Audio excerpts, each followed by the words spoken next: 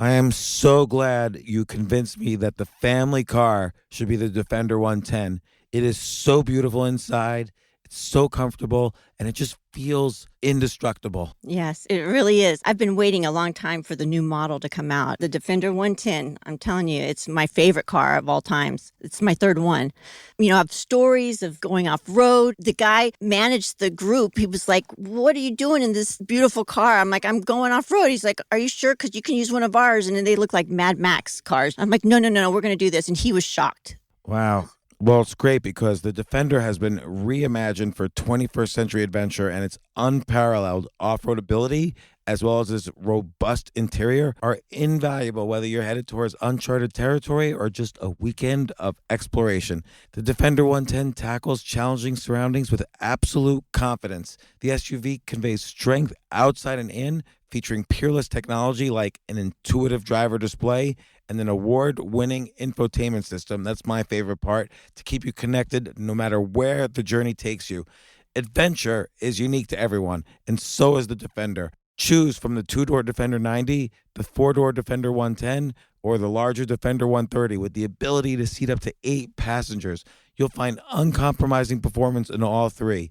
So pack up and go even further with the Defender 110. Learn more at LandRoverUSA.com/Defender.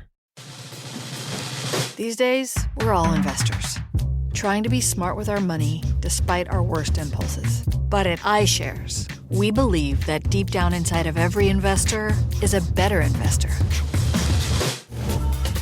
One that's just waiting to be let out.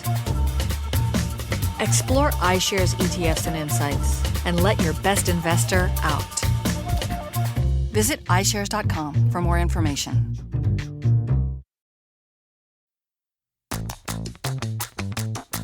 This isn't your average business podcast, and he's not your average host. This is I Will Make You a Millionaire, another episode helping someone reach their goal of making millions.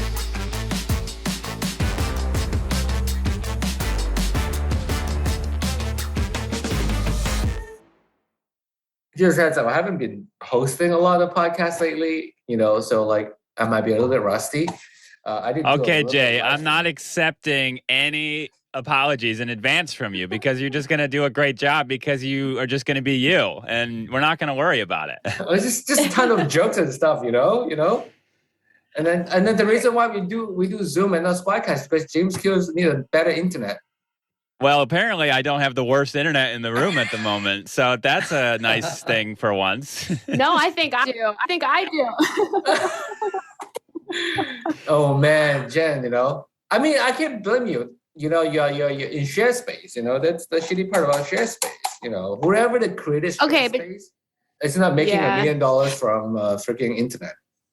But Jay, I think you were born to host podcasts because whenever you do like the intros when people are talking, and like I was just listening to one between Jay, James, and James, and like I don't know, there's just you're so good at creating dynamic and things like that. So you're better at it than you think you are. Well, I think I'm pretty good co-host. I know how to bounce off stuff. I know how to, You're the sidekick.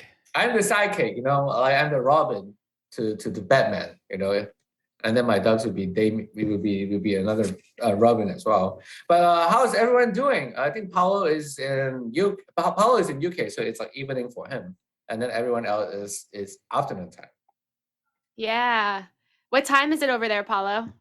It's 6 p.m. Yeah, I just actually got off work.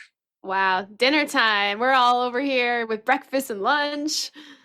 So is your anonymous nature going away, Paolo? Because it felt like at first that you were looking to be more anonymous, and now it seems like you're more in the limelight.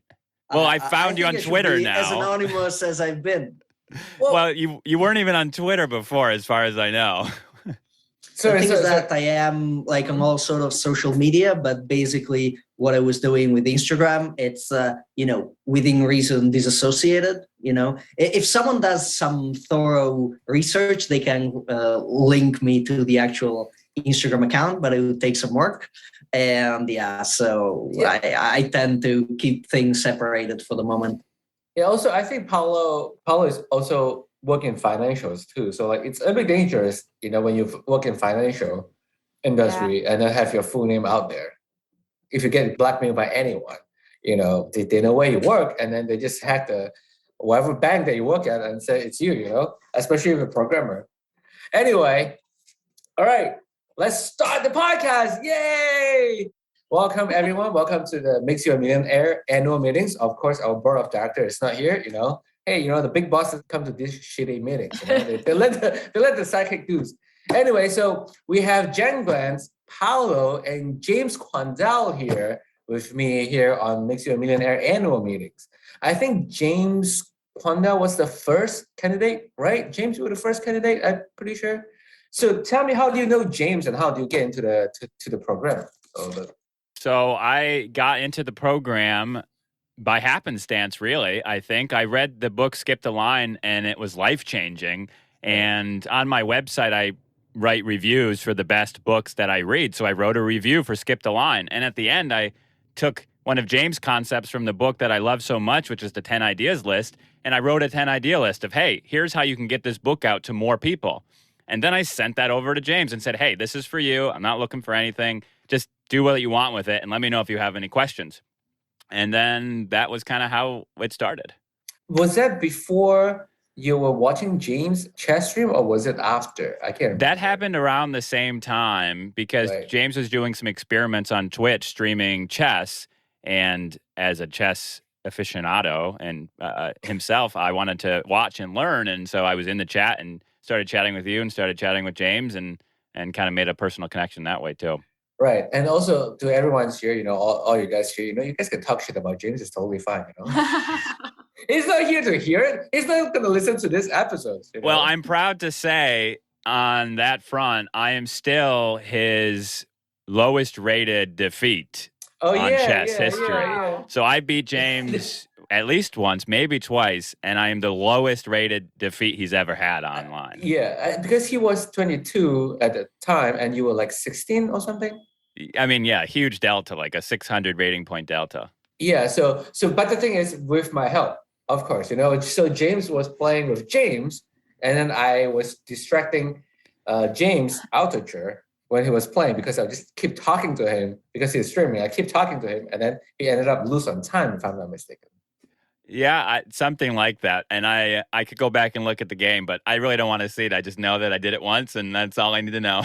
Right. You should add that to your LinkedIn profile. That's a good title to have. Seriously, that's like huge. Yeah, defeated national master James Altucher in a blitz game of chess. Yeah. So you sent the 10 ideas, and then did you reach out to James about the program, or I can't remember? No, he replied. He sent me an email and said, hey, would you want to be one of my mentees? And I didn't even think about it. I just replied yes, basically immediately. And then he said, what's your cell phone number? And that was kind of it. And it was one of those moments where I wouldn't even think twice about saying yes to any opportunity to spend more time with you guys and just learn. And it's changed my life. Have you changed your life though? Oh yeah. My life's completely different now than at the beginning. All right, we're gonna touch on that a little bit later. Not you. I'm not gonna touch you, but touch on the topics a little bit later. Well, and then I think Jen you are the second one, right? And then Paolo is the third one, and then we have Jason, the fourth one, but he's not gonna be here. I think he just got too busy with his restaurant, so he's back in the restaurant industry, which is great. For the longest time, the restaurant industry has been on the lump, like going downhill, and then I'm glad that he's able to keep busy in Georgia. So what about you, Jen? How do you know James? Because I know Paolo and James because James was on the stream, so I'm like, okay, I heard about him, and then with you, Jen, it's all of a sudden James just like, hey, let's schedule with Jen. I'm like, oh wait, what happened? So how do you know James and how do you get into the program? I've known James for a while in passing. So I think when I moved to New York City in 2012, somehow I found out about him. I followed him on Twitter. I read all of his books, and I met him a couple times in passing and through mutual friends. I remember one time I bumped into him at South by Southwest, but I was too nervous to say hi. And then I finally just threw myself into him and was like, James, it's me, Jen. I don't know if you remember me. He definitely didn't remember me, but he was like, of course I remember you. And I said hello to him. And then I was listening to the podcast. You know, the beginning of this year for me was really tough. I think I was just mentally overwhelmed. I didn't have guidance. I was in a really bad place. And I remember listening to his podcast and hearing about the series. And I thought, there is a 0% chance that I can get on this show. I'm sure there's a lot of people who wanted to get on it. I bet you they picked their people. And I just wrote an email. I guess I had his email in my inbox somehow. So I just wrote to his personal email like, hey, I'd love to do it. Here's why. And within 5 minutes, he wrote back, great, we'll book our first episode. And I almost collapsed. I was like, what? Do you remember what time you sent the email? I'm just curious.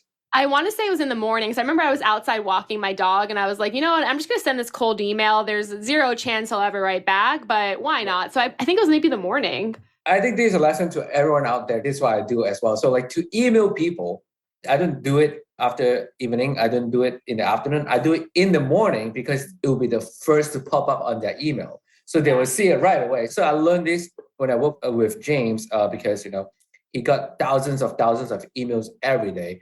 So what happened is I know in the morning he probably wake up at 6 o'clock, do the 10 ideas, and then he's going to play chess until maybe 10 or 11. And then I'm like, at 11 o'clock, I'm going to email James. So I tried it a couple of times and he emailed me right away. So I'm like, I guess this is how it works. So you email the person right when they check their email. So they will respond to you right away. They will see it right away. That is actually very smart. I don't know if you do it subconsciously or you're just lucky.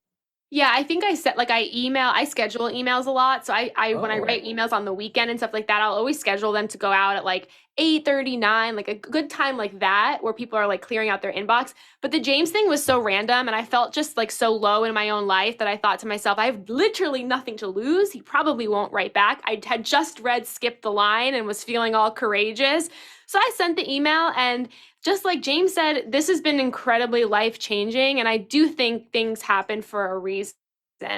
And this whole experience has not only been life-changing, but pulled me out of just a really tough time, I think. Will you always been listening to the James Altucher show, or do you just started last year? No, I've been listening since the start. And I even I've been tweeting at James since like 2013 without getting responses from him, but just randomly tweeting him. So I didn't really know him. I just had like a loose understanding of, connection to him in real life and just knew him through his content. Right. So that's great because just one day I'm like, who is this Jen person? I never know this Jen person. And I look it up. I'm like, oh, this is very interesting. I'm glad that you come on the show because I think you do provide a different dynamic compared to James. I have to say James Q because there's too many James here. Yeah. So, like James Q and Paolo has a very, very different dynamic, and then you bring in a different dynamic to the whole series, which made it so interesting. You didn't just listen to just one or two voices, and one or two things, because all of you has a very, very different industry and very, very different ideas and very, very different approach to things. But now get to Paolo. So Paolo, I think you're the mysterious one. With Jen, at least I mysterious, can yeah. Yeah, I can look Jen up. Okay, bright for hire. James Quandahl, I talked to him a couple times. He's great. He works for James Q. Actually worked with Ben Greenfield as well. So at least I can find it out. But Paolo is like this mysterious person. They don't even know your last name. It's like Adele or something like that. I just go by the first name. Just one name basis. Just one name basis. Yeah. So how do you find James? Like, do you know James before this? As in, like, do you know of him or do you know him in person? No, definitely not in person. I have been listening to the podcast for a very long time. Oh, wow. And I think that kind of during COVID, I mean, as if it wasn't right now, but like last year or so, I basically he was doing some sort of live streams on Instagram. Oh, yeah, the IG live. Yeah. Yeah. So I was watching those every so often while I was cooking in the evening. And basically, in one of them, he kind of mentioned this mentorship program that he was thinking about. Yeah. And I basically sent him an email talking to him about, the stuff I was working on, if he'd be interested in taking me up as a mentee. And he was down. So that was that. Yeah, I'm glad that you guys came on. And as you guys know, like the James wanted this actually to be a TV show, right? I don't know if you guys must know because he tells this story all the time. And then just no studio take him up. So like he used what he preached and he just created his own sub-series and everyone been loving it. Everyone been following the journey. So Paolo was a mysterious one and he didn't even want to give us his last name. I don't even know what his last name even right now, No. I have no last name. Yeah. I was wondering what you were going to look like because I couldn't find you either online. So I was like, I wonder who this person is. I wonder what he looks like. So I feel like this is awesome because I get to see what you look like and maybe most people listening will never know. Do I look like I sound? What were you expecting? I don't know what I was expecting, but I wasn't expecting this. I don't know why. Oh, wow. Okay. Were you expecting like a tall Italian man with like a lot of mustache? I mean, I don't know how tall you are, Paolo. I've never seen you standing up, so. I don't even know what I was expecting. Maybe I'm standing up already. Yeah. Maybe you are standing up. Maybe we didn't even know. Right. But wait. James Quandahl actually called you at one point, right? Like but I don't think we did. We didn't do video though. I don't think we did video. So this is the first time you see Paolo then? This is the first viewing, yes. So what do you guys think about Paolo's face? 1 to 10.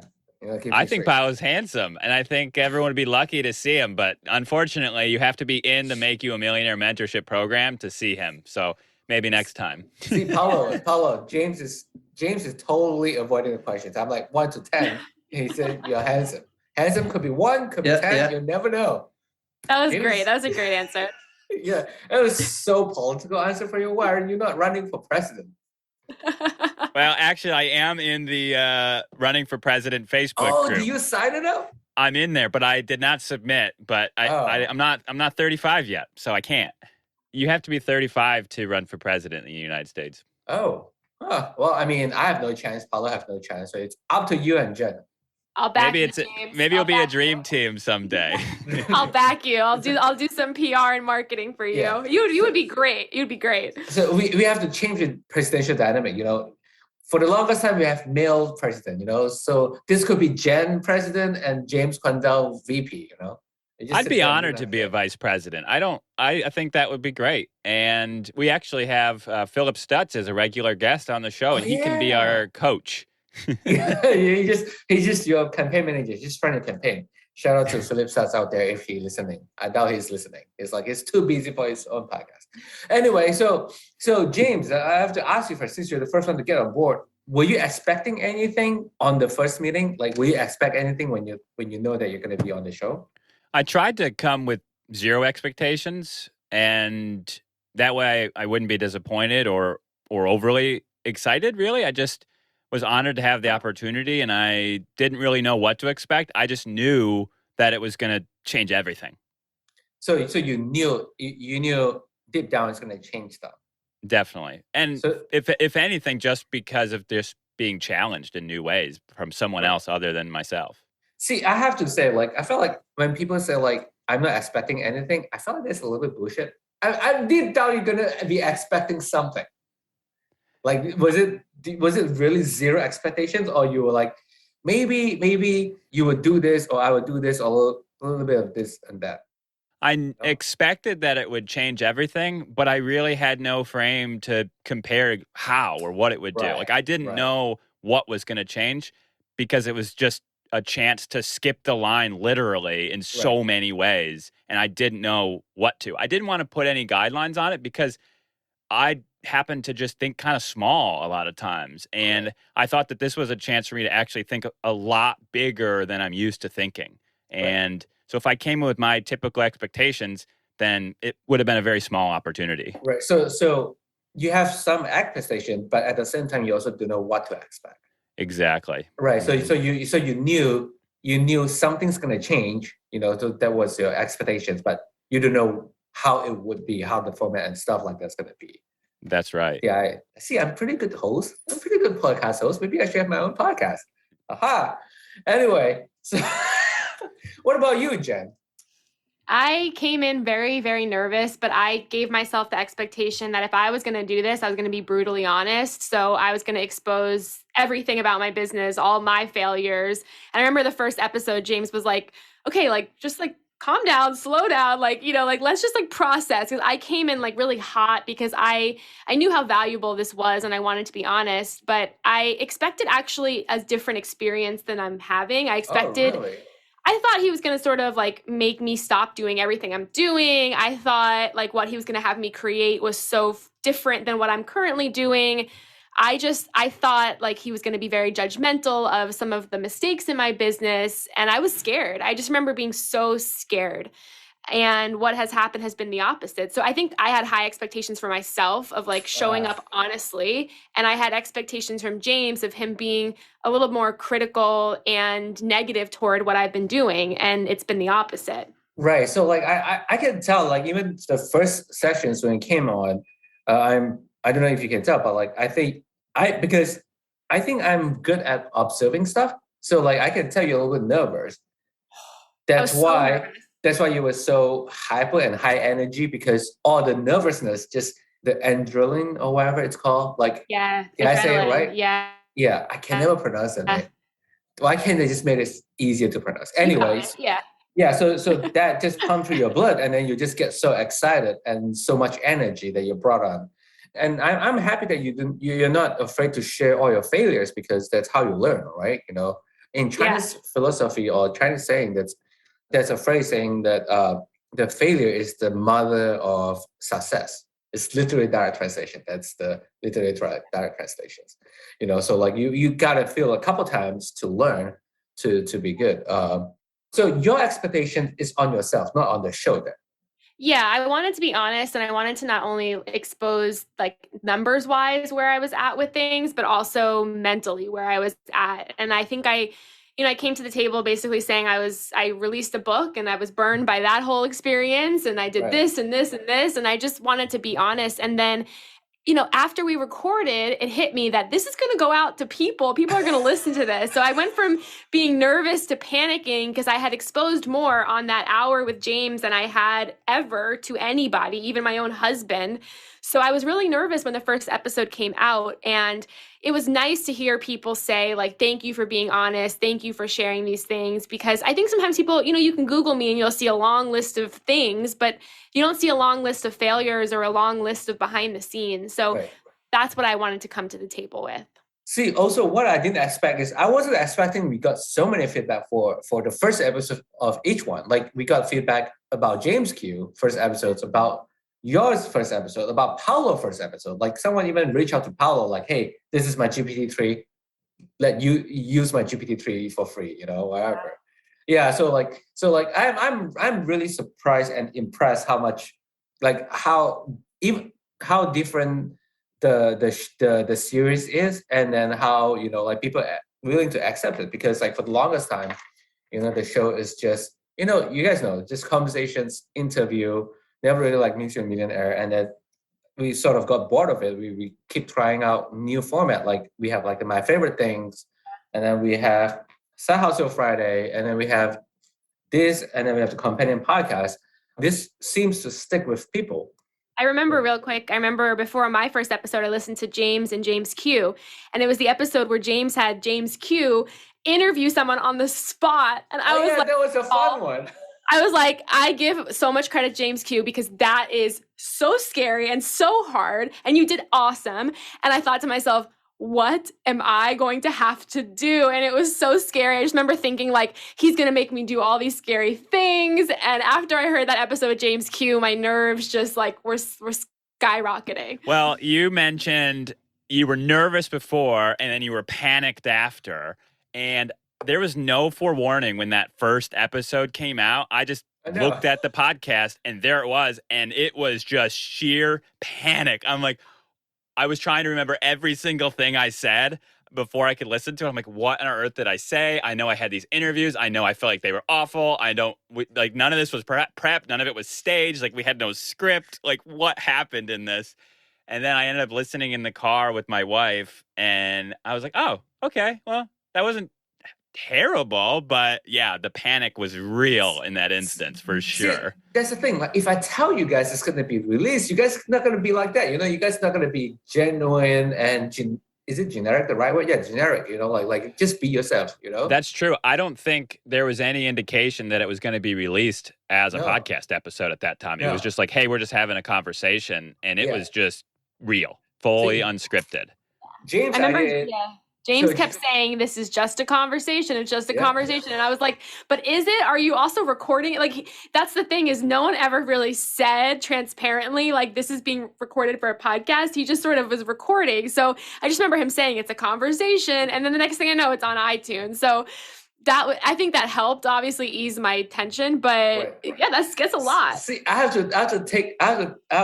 it's on me that part, because James is like, just record them. You know, we're gonna shelve it. You know, we'll see what we do with it. And I'm like, after a couple episodes with you guys, and I'm like, this is great. This is awesome. Why don't we just release this? And James is like, I don't know. And then I did the artwork, and then I showed it to James. Okay, James, this is how we can do it. I'm going to put in new songs, and then put in new artwork, and then we release it and see how people like it. The reason why the first couple episodes doesn't have a new song is because I'm still finding the right song and right sound for the podcast, for the series, because I don't want it to be too similar to the James Altucher show, but at the same time, it has a team there. So that's why James' first episode has new song, because I'm like, I finally found a song. James said yes. James said go. That's why I love working with James, because he's like, yeah, just do whatever you want, you know. And then I'm like, okay, I'll put it on there, see how people like. And then, you know, it turns out great. Anyway, so now to Paolo. Paolo's always been quiet. Paolo is always a quiet one. So were you expecting anything when you first came on the show? Were you expecting an Asian guy and a white guy on the show?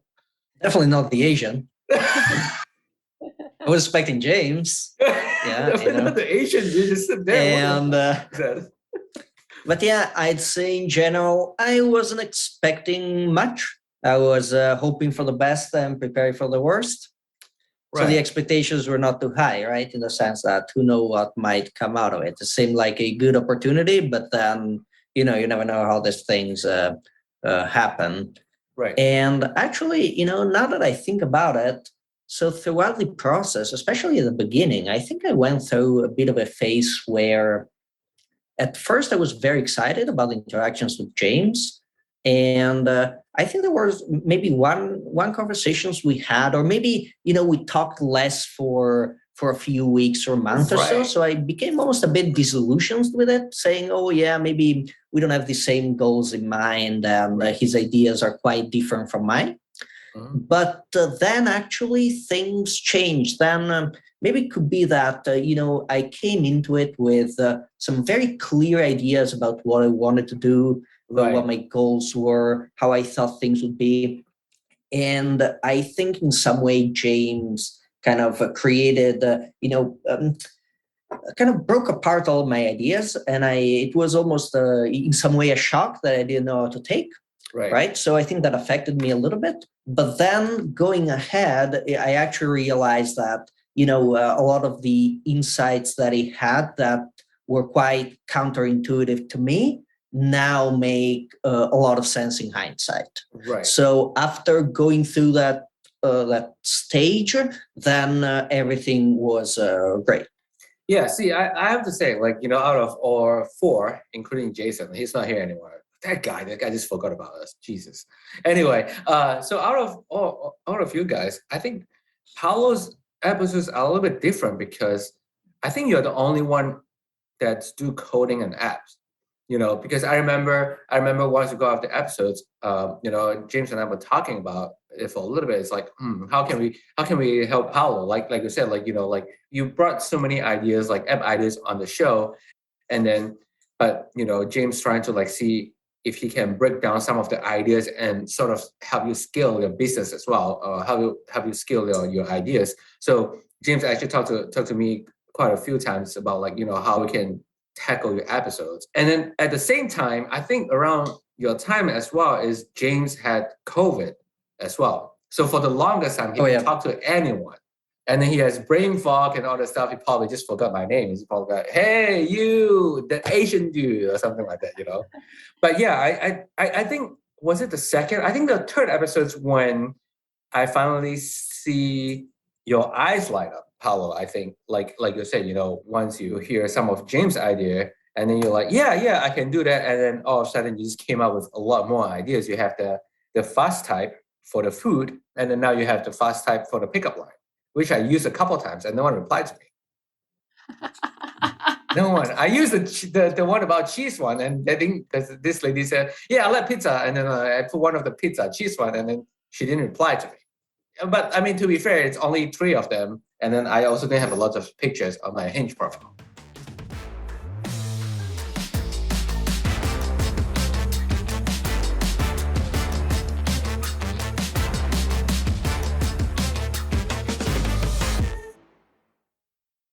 Oh my gosh, I love these clothes. Mizzen and Main, that's Mizzen and Main. It really is the most comfortable work clothes.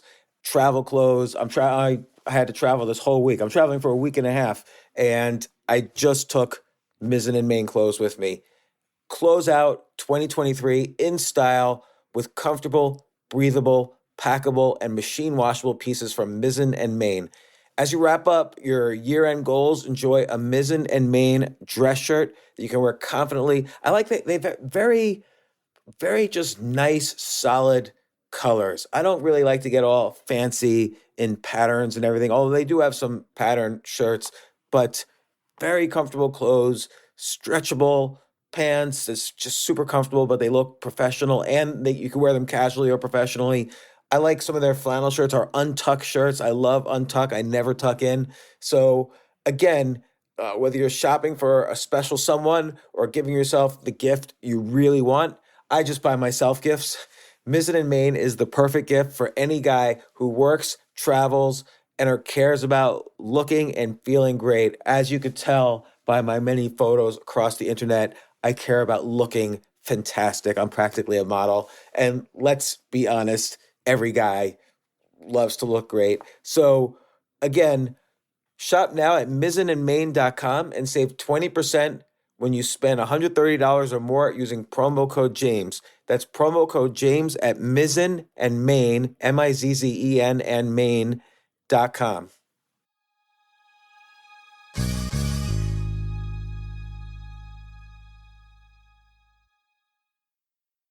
You know what I love about fantasy sports is that even though I'm not going to be a great basketball player or a baseball player or a football player or whatever, I feel like I get to participate and make decisions and use my knowledge of these different leagues or these different sports to compete.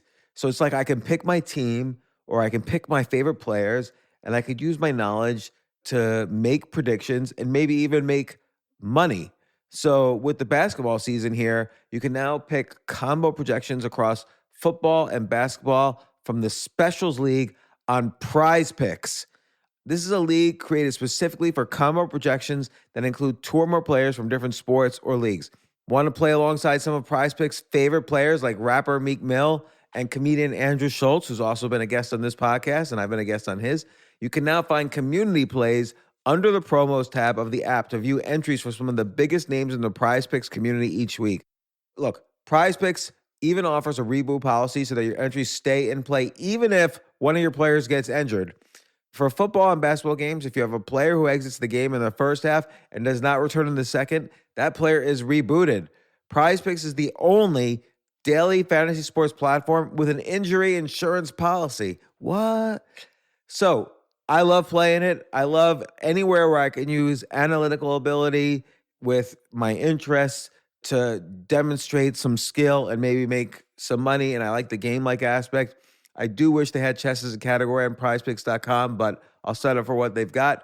Maybe I should make my own fantasy chess league.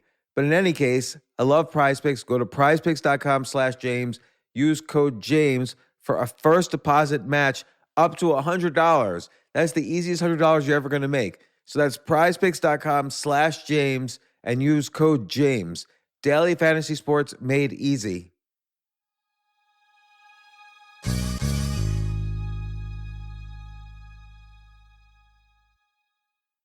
The future of learning is definitely online. Like, it's such BS that you have to spend $200,000 or take $200,000 in loans and go to some fancy school when it's useless. It doesn't guarantee you a job.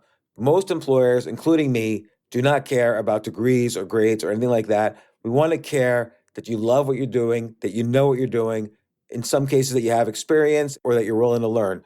But people in general love learning and are curious. Like the key to success is curiosity. And I think masterclass.com is the perfect model for online learning. I'm really happy they're sponsoring this episode.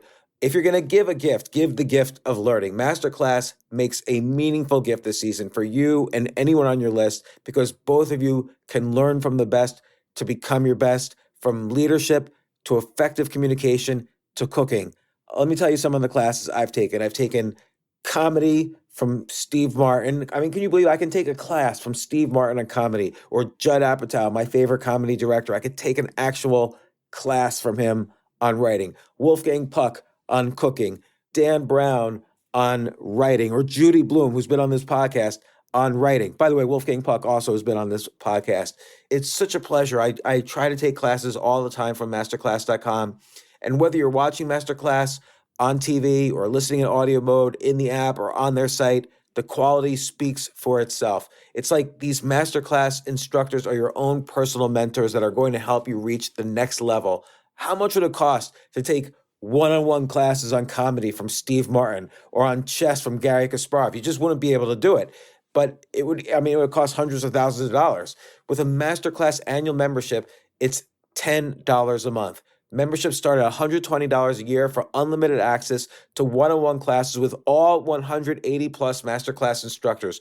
So it's not just $120 for one instructor. You get all 180 plus Masterclass instructors.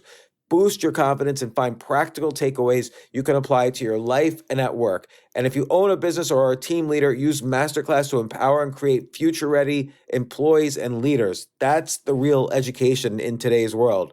So this holiday season, you can give one annual membership and get one free at masterclass.com/JAS. JAS, of course, stands for the James Altucher Show. So right now you can get two memberships for the price of one at masterclass.com/JAS. Masterclass.com/JAS. Offer terms apply.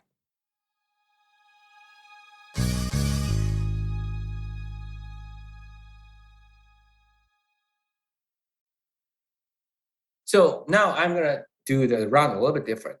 So Paolo, what was the first project that you worked on? Basically, the idea that we started things with was basically a project I had been working on myself for several months. And what I was doing was basically I built some sort of bot that would automate Instagram interactions to try to scale a food account that I had quite a lot. And basically that was part of the project. And then as a kind of second part of it, what I had been working on was actually creating an iPhone app that would help with that. And that was actually the first couple of things that we had started to discuss. Right. Yeah, and it's so fascinating too, because I remember the first couple of episodes when you guys talk about the Instagram bots, you guys literally just talk about how, not literally, but you guys were guessing how Instagram finding out you are the bot, right? Oh, yeah. There was a lot of kind of technical stuff, right? Because, since I was really trying to build up this bot and I had worked on it for a very long time, I had made so many experiments, and the number of times I've been blocked, I can't even count. Like, it's crazy. Yeah.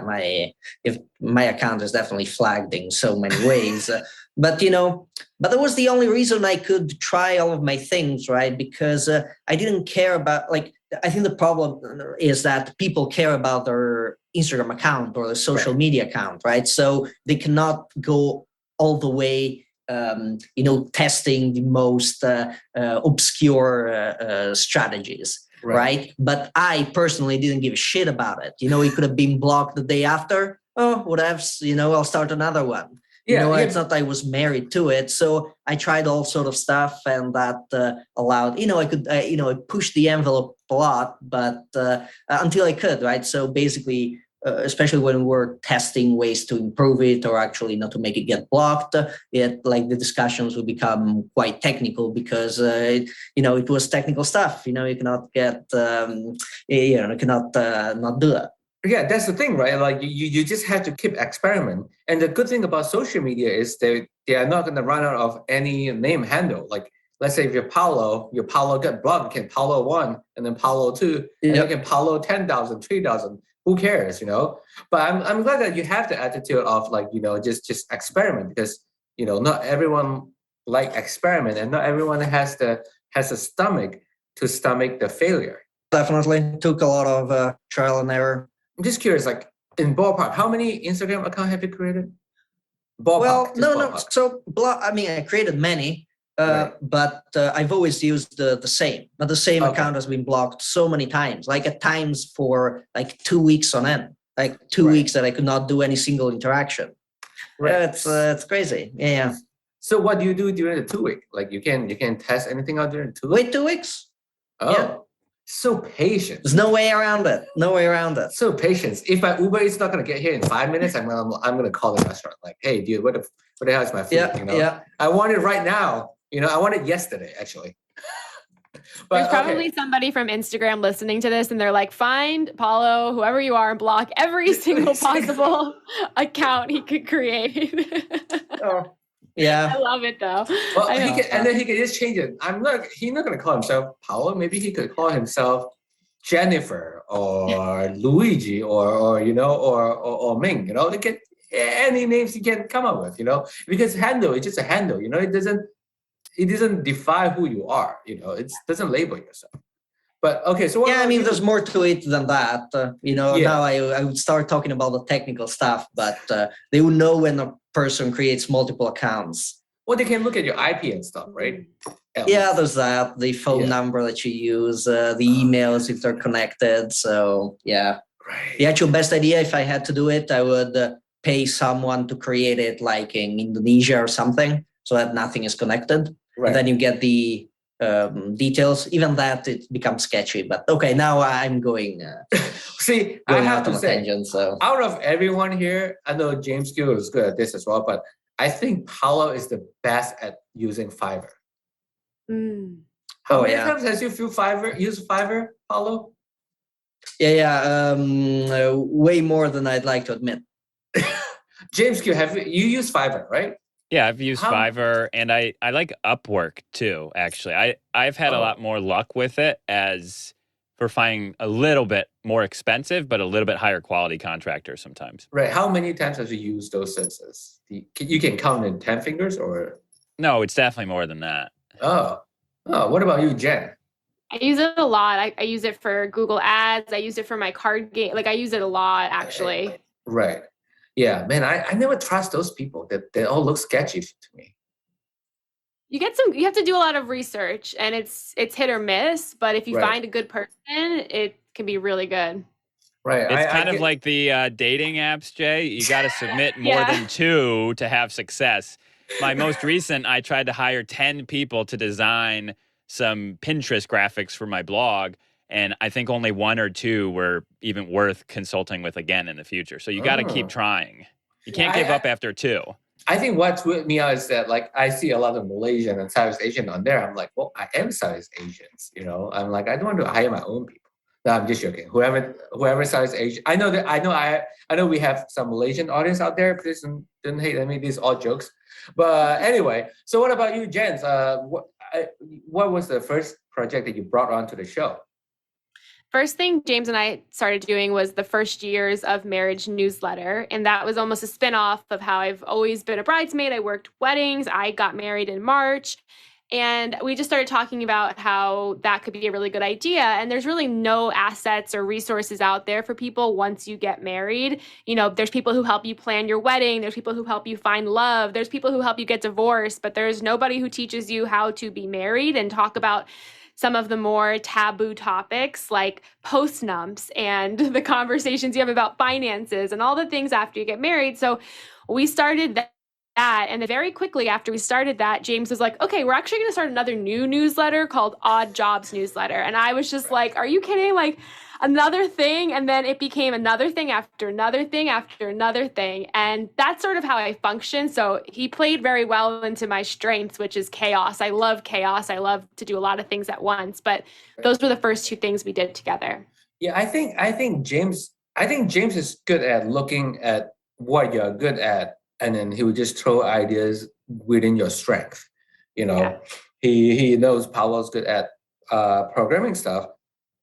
Then he managed to talk everything about programming, about algorithm and all that stuff, and give Paolo a couple more ideas to develop on that. And then he's good at newsletter and come up with more ideas, and then he give you more ideas on that too. And then what about James skills? So what was your first? I can't remember what was your first thing that you came on for. The first It was so show long that we did was about interviewing, because I had mentioned I wanted to have a podcast. I think in my original email, he said, like, what are the things that you're working on and what do you want to be working on? And I said, well, I've had this idea of having a podcast for years and I've never started one. So on that first episode, as Jen mentioned, we interviewed Dave Kirpin and Bill Glazer. Oh, yeah, and Bill's great. they didn't know they were going to be on there. I didn't know they were going to be on there. And James didn't know they were going to be on there. He basically just went on Facebook while we were on there and found anyone who was online and started sending messages and said, hey, can you just pop on this Zoom? And then they just popped on and he's like, okay, James, ask him some questions. And I was like, okay.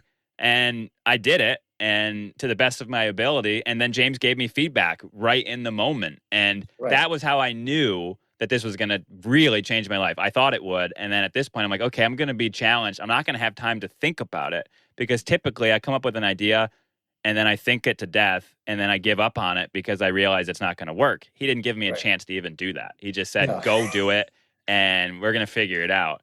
And so then after that episode, I'm like, okay, well, I just interviewed these two rock stars on the James Altucher show. If I can do that, why can't I just launch my own podcast? And within a couple weeks, the James Quandahl show was born, which now has 25 episodes, which are hour to 90-minute long episodes. And it was all a result of the Make You a Millionaire series. So it's amazing. And then I've actually brought Dave Kirpin onto my show. Right. And we talked. And then I also met Bill Glazer in person at Expo East. So these relationships are all coming full circle. And it's so cool. And it's really just about having courage and not being afraid to take a risk and then possibly failing, because who really cares? Nobody's really watching us anyway. Like, if you fail, it's only your own self that you have to worry about. Yeah, and it's crazy because they also, to add on what you were saying, because I remember when I was, younger, when I tried to be a rock star and I tried to write my own music. I remember one of my mentors is like, when you write music, you didn't think about it, you just do it. You just have the tempo, rhythm, whatever set, have the metronome, just run, and then just do it. Because then what you did wrong, then you can go back. Either you improve on it, or you write a new song that improve of it, or you change it, you tweak it. So don't give yourself a chance to think too much. And if you just do it, eventually things will come. Yeah, it's so much easier to change things when they're already in progress versus trying to make it perfect before you even start. And so now I just start something and then I kind of improve it as I go based on real world feedback. Yeah, because this is essentially what you all did, right? Like Jen's like, oh, job newsletter, I don't know if I'm gonna do it. And then you just started doing it. And now it's, how many weeks have you been doing it now? The first year of marriage, I've been doing since June, and Odd Job since July. Yeah, so it's in July, and now it's December, July, August, September, October, November. Sorry, I'm bad at math. So you did it 6 months now, And then Paolo has, now has the pickup line for the fast track, and Paolo is also working on some very cool stuff. The AI stuff is really cool. I want to interview a lot of like dead people, so I'm waiting for Paolo to do the AI stuff. And then so this is the message of James trying to give everyone. It's like you just do it, because like if you always think about it, you think about how perfect it would be, how long it's gonna take for you to really start doing it, So yeah, and in my case, I'm 25 episodes in now, and I already had the microphone 6 months prior to starting it. So I already had everything I needed to start, and I hadn't done it yet. Yeah. And So it just gets started with whatever your idea is. Don't wait for someone else to approve of it. Just do it. Like, choose yourself. Like, that first book, the title is just so appropriate for this whole mentorship. It's really just about forgetting about the gatekeepers and just making it yourself and not asking permission. Yeah. And also, I felt like every one of you has your own strengths. So I felt like, James, you're really good at networking. You are not afraid of reaching out to anyone, even though you didn't reach out to Jen. You know, of course. Oh, he did. He did. He did? James He did. reach out to you? It was my fault. He did. And it was my fault because I was just all over the place and busy, but he did. He did. So now, you know, we can blame Jen, you know, James. But I couldn't find Jason. I did find Paolo. I used my super sleuth ability and did find him, but I could not find Jason. Right. Well, Jason is anonymous. Like, I can't even find him, like, because he just doesn't assist on social media. And then Jen is great at coming out ideas. Like, every episode you come on, that's at least 4 or 5 lists of 10 ideas, different ideas that you could do or that you want to do. You're like, were you a teacher's pet? No, were you I was not a teacher's pet? Really? No, it was horrible at school. I was not a school person and I was super shy. So I just tried to float by. But I don't do well in school because I don't do well following somebody else's agenda or plan. Oh, really? So I never did well in school. I did well in like the clubs, but teachers didn't love me. I was super shy. I used to like cry to go home. Yeah. No, really? It's so different. Yeah, because like I felt like all of you do like James' homework right away. Like you guys, like James, like, yeah, go back, do this, and then you all came back with like a great list of homework, you know. And then Paolo, maybe there's a theme here because I also did awful in school and didn't do my work and I didn't fit in and Really? I actually dropped out of college twice. I tried it twice and it never worked. And so maybe that's a theme here. Paolo, where are you at on Paolo's not gonna fit in here. Paolo. I did great in school.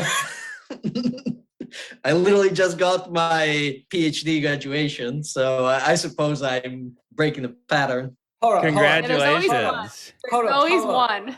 Paolo, you have to show off a little bit. PhD from where? Oxford. Wow. PhD from Oxford. How are you not going to mention that? That should be like on your t-shirt. You should have that on your t-shirt. Yeah.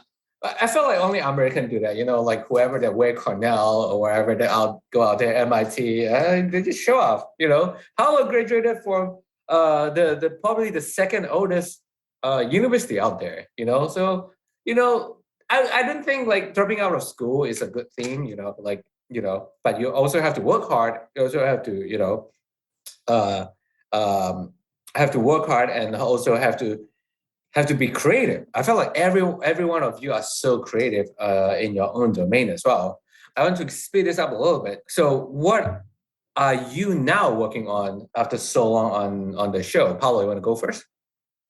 It's basically a combination of things. So I'd say on the similar to what I started working on for the app, there's many things going on there. So basically, you know, now I've released the app. It's on the App Store, and there's a bunch for different, you know, it's mainly, I started doing it for food, so it's there for food, but then there's a few other types kind of that address different niches. Even for that, I'm working on this kind of pickup line version. And so that part, it's there's that. And then with James, we basically started working on building this social networking website. Right. And that's the other part where I'm spending a lot of time making.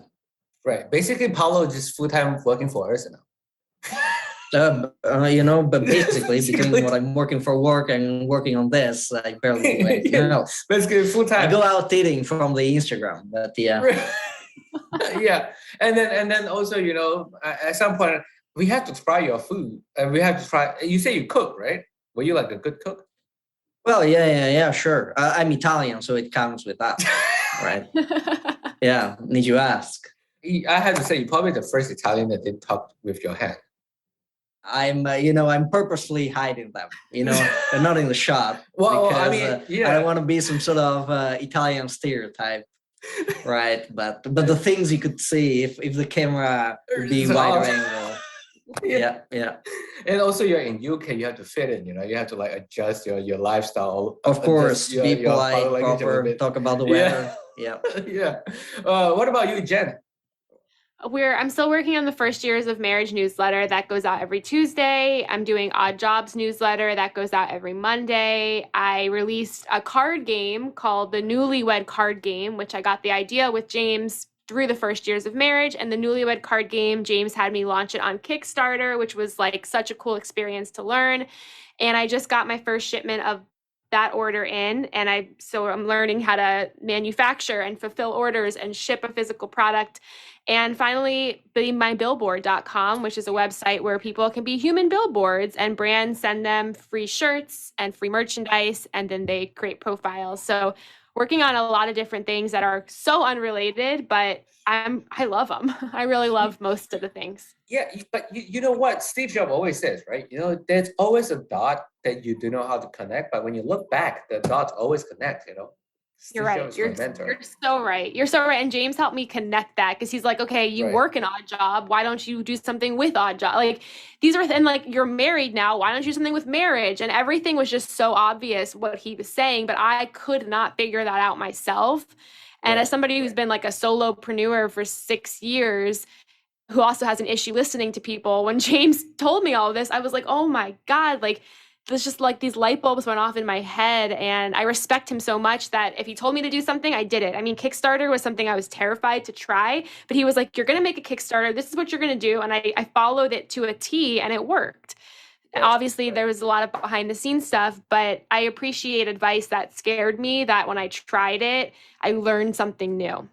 Yeah. And also I felt like James is good at telling people what to do. Like I felt like the way he tell people what to do is he almost made it's your own idea and you want to do it, rather than be like, do this. But like, he made it like it's your idea. But he's also good with excuses, because every time I'd be like, oh, I don't know if I could do that or this, or I'm scared, or no one's going to buy this.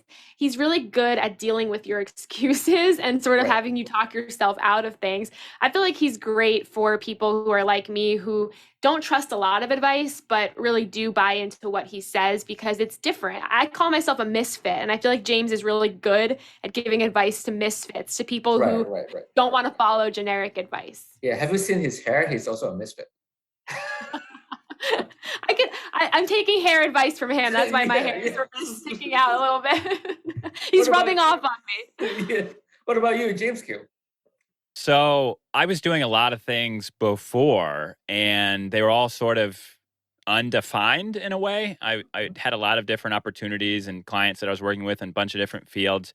And James helped me to connect the dots, like Jen said, but actually really brand each of these ideas into their own businesses. So I have the Amazon business where I help natural product brands sell more on Amazon.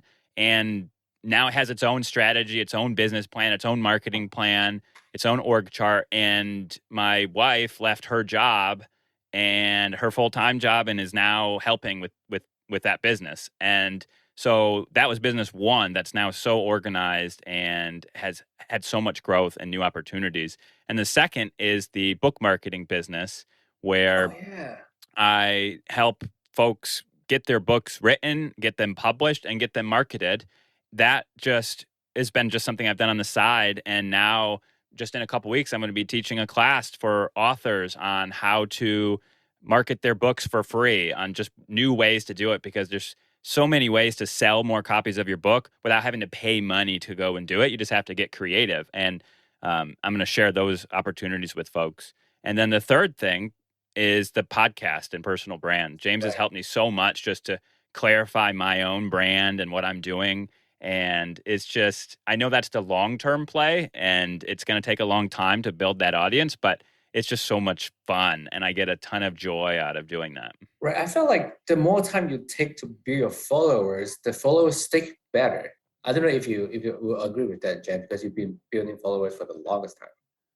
Yeah, no, they do. And then, especially when you build them without selling them anything, I don't sell a lot of my followers things often. And for the first 6 years, didn't sell them anything, just gave. So I think, James, what you're doing, it's a slow play, but they're going to start to learn from you and get value from you. And then when you have something for them, they're going to be the first people to market it for you too, which is so cool. It's a relationship, right? If you take the longest time to court someone, they usually are a lot more loyal than, that one night fling or summer fling or whatever, So, okay, so this is a hard one. I don't know. I'm sure everyone of you guys have been through this. So what are the obstructions that you have been through since the start of the show? Jen, you want to go first? Lady first. Yeah, I think like the hardest part for me was I already am doing so many things. And then with James, it's like, okay, I'm adding on so many other things. So my brain felt like it was going to explode sometimes. And, I have some people in my life who are like very judgmental about all of these things I'm working on. They're like, just pick one, pick two. And I always find that if I have obstructions or I have moments of doubt, I write them down and bring them up to James on the show. So a couple episodes, I don't think it released yet, we were talking about how a friend told me that at my age, I should be making double what I'm making in income. And I talked to James about that. And remember, he basically was like, no, that's not true. So I find that if I ever have moments of self-doubt or obstructions, and I've said to him before, I feel like I'm doing too much, it's really hard, his advice is really useful. And those are almost like personal moments that I cherish. Yeah, I felt like he also been through that too. So he's probably, that's why he knows how to get advice. I felt like you have one more obstacle. Can you even talk about that? Or that's... Oh yeah, I would love to. One more obstacle is that I don't know if James know, Paolo maybe know a little bit, but yeah. So this is a big bombshell for you. One obstacle is that something I created, I received a cease and desist letter from somebody for, and basically they did not have a right to send that. But unfortunately, when someone tries to take some legal action against something that you're doing, you have to respond. So that was really challenging because not only did I have to find a lawyer to respond to it, but the stress of figuring it out. And James really broke down exactly what the situation was and how, even though I wasn't in the wrong, unfortunately in situations like sometimes you have to change names or you have to change things. So one obstacle I think I'm really facing is that some of the things I created, the names are not necessarily safe and might need to be changed, which is hard when you build a brand and you love the name and you love it so much to have to then change it. And I'm very stubborn with that. So that was really tough and I'm learning this in all my businesses, is that anyone could take legal action against you for anything. And it's very expensive to fight. So you have to make the decision of conceding or fighting. Yeah, and also like the name thing, I felt like it's the weirdest thing ever, because to me the name thing felt weird is because it's almost at the scenario that play in my mind. It's like someone's dog maybe named Luna, and then someone's kid's about to be born. It's like, oh yeah, my kid's gonna be named Luna. Can you change your dog's name? It's almost like that, and also like if you have something that's very generic, that's no way you can copyright the words. Like even Taylor Swift lost the lawsuit when she tried to copyright Shake It Off. Was it this sick bit of Shake It Off that she tried to, but I think she lost it. Yeah, what about you, Paolo? I feel like, Paolo, you have no obstacle at all. You're right. Yeah, because every time Paolo's come on, like everything is soft, Yeah, in some way there's stuff that comes up, but then, it's something I need to figure out, and I learn whatever I need to learn and try to figure it out. At times I feel what is hardest is when things are outside of your control. So maybe, there's parts of the work now that depends on other people, and there's a lot of managing of other people, and you can only do so much, right? And when you're dependent on someone else. So that is being maybe a part where I've realized that it's important to work with the trustworthy people. Yeah. But of course, there's a lot of trial and error with that as well, right? Because I feel whenever there's something where I'm responsible for, if an issue comes up, I can work as hard as I can until it gets figured out, right? There's assuming you have enough time, one way or the other, you can do it. Whenever progress depends on someone else, then you're stuck, right? Because you can only try to convince them to do work so much, and after a while, the relationship may like dissolve or go bad, and then you need to figure out some other way, find other people, and get stuff done. Yeah, and also, like you said, there's only so much you can do when it's depending on other people. But I do like when you say try and error even on people. I have one question for you, very serious question. Does your mind think in 1 and 0? Yeah, because I feel like every time when you talk, was that a question? If I think yeah, in there was 1 a and question. 0. Yeah, because like every time. Yeah. I pretended not to understand, right? So that already gives out part of my answer. But of course not. I think in words.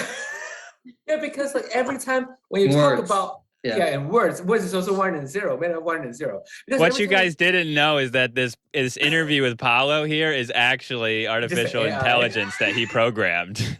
It's amazing. So. Yeah, because every time when Paolo talks about issues, is trials and errors, I'm like, wow, will you like secretly think about probability, like because trial and error is all about probability. Well, yeah, I mean, within reason, you want to do things that have some sort of probable outcome, or the expectation of what you can achieve given the probability is in your favor, right? But yeah, I mean, let me tell you, I'm definitely affected by my kind of, by my background in the way I think about things. So yeah, it's so interesting. It's just like try and error. Like probably 30% chance this guy will flick. It's probably that probably happens a lot in your mind. Anyway, what about you, James Q? So there's two. Do you have any obstructions? There is two that come to mind, actually. And one was when we were working on the course to teach other people how to sell on Amazon. Amazon, right. My heart was just never in it. And I thought, as I built it out and learned more, like maybe I'd get more on board and I'd feel more interested. And it never happened. And I was like, well, I'm committed. Like, I'm going to keep doing it now. But then I was listening to an episode with Jen, and she was going through one of her dozens of idea lists. And she's like, no, that doesn't interest me, or I don't want to do that, or my heart's not in that. And James, like, immediately was just like, no problem. We won't do that. If your heart's not in it, let's move on. And that gave me the courage on the next episode when we started to talk about the course. I'm like, you know what? Like, my heart's not in this. And he's like, okay, great, let's move on. And we just changed over to something else. So thanks, Jen, for that. But that was number one. And then number two was just self-doubt and the imposter syndrome. Because I'm stretching myself and because I'm trying new things that are like misfits is such a good term. Like, that's just so different and unconventional. It just keeps rearing its head. Like, why are you doing this, James? Like, who are you to do this? Like, you don't deserve to do this. Like, it keeps happening. And I keep having to beat that over and over and over again, that self-doubt. And that's why Stephen Pressfield's book is just so great and has really helped through this. Yeah, because I mean, no offense, because I felt like the difference between Jen and you, James, is that Jen know what she don't want. And then you don't know what you don't want. I'm really willing to try anything at this point. And I didn't realize until I was kind of doing it that I didn't want that. And I don't know right away always it's something I don't like until it just didn't feel right. Right. And also I'm so glad that this series also let you and all the candidates learn from each other. I think that's why it's so good to have different people come on, because if you just have 1 or 2%, like that's only that much can learn from each other. Well, I mean, yeah. And then, okay, so for the very last questions, I have been holding your time for an hour now, and then we have to talk about crypto and other stuff. No, I'm just joking. So if you guys will give each other an idea, what would you give, or how you will help each other? I'm going to start with Jen first. Jen's always good at coming up with ideas. I think for Paolo, I would do something. I would continue on in the dating space, maybe something with AI and dating, or bringing dating to the metaverse or something like that. I mean, I think the Pickup Line app is like a genius thing. I think it helps people start conversations. So if there's anything with just like AI and dating, or I think that's a space that's going to be disrupted. So I would give that advice, is to maybe stick in that lane, because that's an industry that's not going to die. It's almost guaranteed, right? And I think it's going to change very rapidly. Right. So if you were to help Paolo, what would you do? If you can, so you can say you can, like, sometimes Oh, you well, just oh, can't. oh, okay. I get the question. I would help you with the branding of it maybe and like the marketing of it. I think that'd be fun. And even like the PR, how to get the word out there about it. I would love to help with that because I have a background in like the dating space in the world and like that pickup line app, if that's something that I would love to tell everybody about. So I'd love to help with spreading the word. Right. What about you, James Q?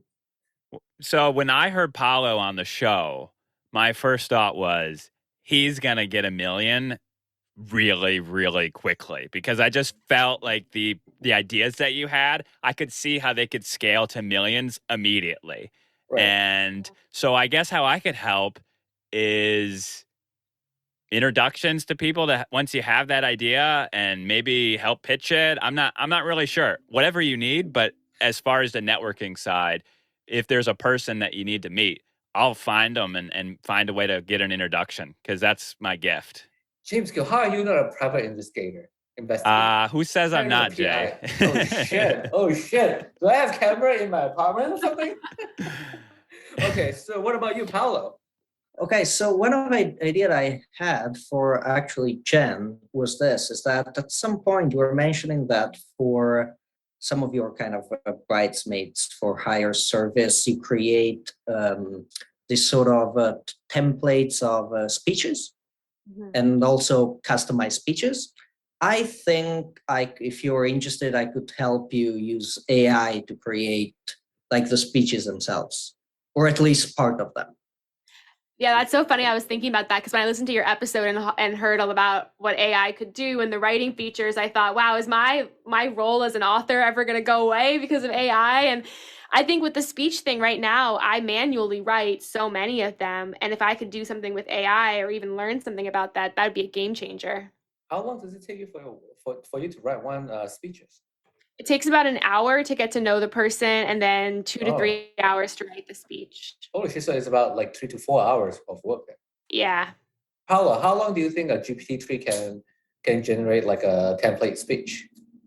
So it depends. I would have to look into it, but I think that assuming the problem is solvable, if it is solved, then you could get at least good. I'm not sure how long a speech is, but you could get a very good starting point for a speech in literally 1 minute, basically, or 2 minutes, right? And then it will be something that you just need to edit. Right. Because you have give to some sort of human supervision to it in case it doesn't write something crazy. The personal touch, yeah. Yeah, that's so interesting. Yeah. Man, the AI, the AI industry, James always have that jokes, like when AI rise up, they're not going to take over the world. They're just going to sit and watch Netflix, and then they just write movie and send it to Netflix studio. That's gonna win. Anyway, this is a great annual meetings. I loved it. I have to say, I pitched this idea to James for about 5 months now. He's like, nah, just give it some time. And then last week, James was busy, and then I'm like, James, let me do this. And then because he's so busy, he's just like, yeah, sure, just do it. Let's see what I can do. And then I'm like, I'm gonna do it, and then see how it is. Hopefully, it will be fun. And hopefully, you enjoy these episodes, and the listener enjoy the episode, and hopefully, you can get something out of these episodes. This in terms of like how they work and what mindsets you need to have, or stuff like that. Or just entertain you. Yeah, you were an awesome host. You did an awesome job. And thank you for having us all on. And I have to know, where can I get a James Quandahl show hat? I'm dying to know this. Well, maybe it should be on the Billboard website. You should. But it's not right now. Yeah, I think I know who can hook you up. I'm surprised Jay's not wearing his. Well, because like I am wearing this big ass headphones, and then I also went out last night with a couple of friends, so I have a nice hair right now. You do not see my hair is like silky smooth. Yeah. I do want to just say a thank you to the James Altucher Show audience and listeners, because through this whole thing, the encouragement and the friendships and the people that have reached out offering help or offering encouragement or introductions has just been amazing. And I've made some really great friends through this. And I'm just really grateful for all of you. And my inbox is always open. So you can send me a message anytime if you have questions or if you need help or if I can encourage you in some way, find me. I'm around. Oh yeah, and also, I always hate when podcasts do like, oh, is this something that I didn't cover or whatever? I'm not gonna do that. I'm just gonna say, hey, if you guys have anything to plug, you guys can plug ahead. James, have you done your plugging? Is it all? That's it. Yeah, that's it. Google me, and I'm most active on Twitter and Instagram. So if you want to message me there. James Quandahl on both. You have to spell your last name. It's Quandahl, Quandahl.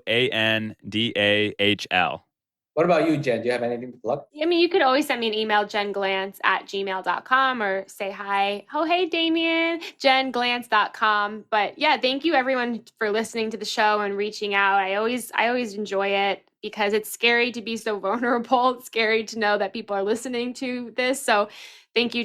And thank you, James, for having us on the show. Like James Q said, this has been not only the biggest, most life-changing thing in a very long time, but it saved my year. It put me down a very different path, and it gave me life again in so many different ways. So I am eternally grateful for this podcast. And for you, Jay, because you've also been a superstar throughout it all and have really helped with all of my audio issues, and there are always many.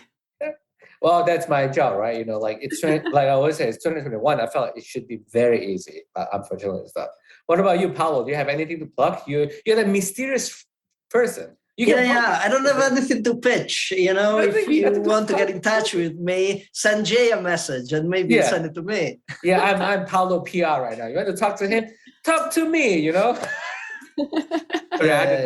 accent. Well, I mean, I have to ask him to say, like you guys all the candidates are great. Everyone's very respectful and everyone's very well prepared all the time and come on the show and make my life so much easier. And I also, I'm also glad that we all became friends after. I talked to James about anything, from my pub to my dating life, if I have any, it's just or just food, and then talk to Paolo about cryptocurrency.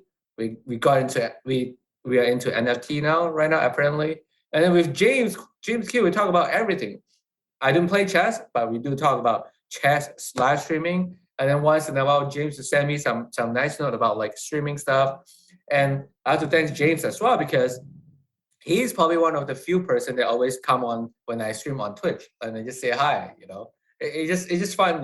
It's just great. I just really appreciate the friendship that I got through the show.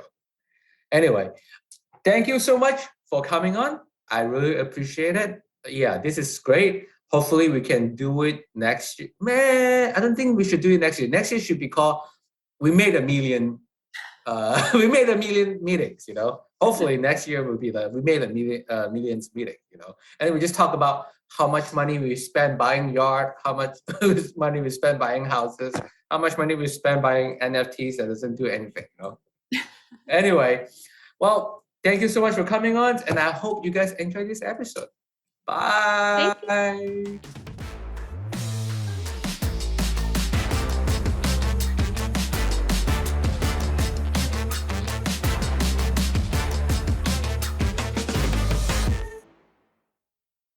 Luxury is meant to be livable. Discover the new leather collection at Ashley with premium quality leather sofas, recliners, and more, all built to last. No matter how many spills, scuffs, or pet-related mishaps come its way, the leather collection at Ashley is made with the durability you need for the whole family. Shop the new leather collection at Ashley and find chairs starting at $499.99 and sofas at $599.99. Ashley, for the love of home.